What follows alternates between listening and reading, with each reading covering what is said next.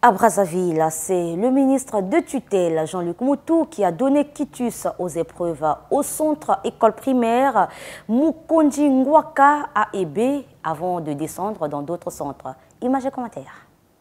Le stress est à son comble pour ces élèves en classe de CM2, en dépit de leur optimisme de décrocher le certificat d'études primaires élémentaires.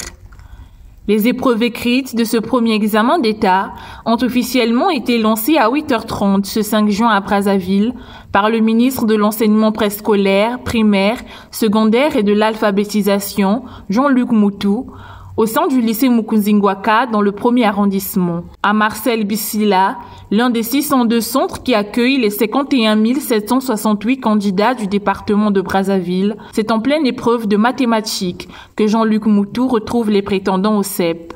Ces derniers se disent confiants. C'est un peu stressant, mais on n'a pas peur de l'examen. On est sûr que ça sera toujours assuré pour nous, parce que les profs sont là pour nous et pour nous aider, pour nous expliquer ce qu'on doit faire. Le matin, je me suis sentie stressée. Rentrant en classe, je me suis rassurée. Je ne pense pas que je vais le rater. Je me sens confiante. Ils sont au total 134 319 candidats à affronter le CEP cette année sur l'ensemble du pays. Un effectif revu à la baisse par rapport à l'année passée où le nombre de candidats en lice s'est élevé à 140 137.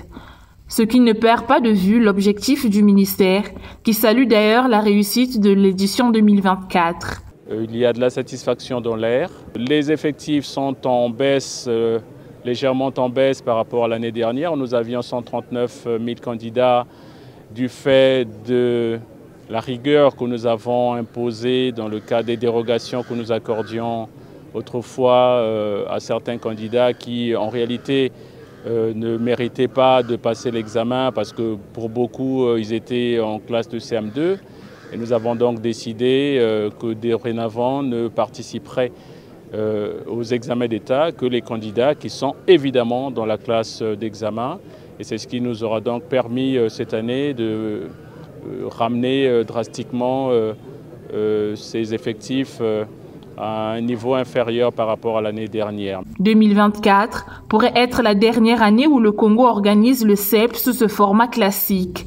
Des amendements seront apportés dans les prochaines années à cet examen qui symbolise le passage d'un cycle scolaire à l'autre.